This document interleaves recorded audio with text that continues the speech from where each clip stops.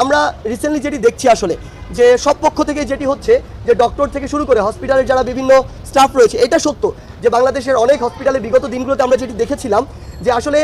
তাদের অনেক গাফিলাতি ছিল। তারা তাদের মতো করে চলার চেষ্টা করতো, মানুষের কথা কম চিন্তা করতো। কিন্তু এখনও হয়তো এরকম কিছু হসপিটাল রয়েছে, কিন্তু কিছু হসপিটাল আমরা যেটি দেখতে পাচ্ছি যে ডক্টর থেকে শুরু করে স্টাফরা তাদের সর্বোচ্চ চেষ্টাটুকু করছে, কিন্তু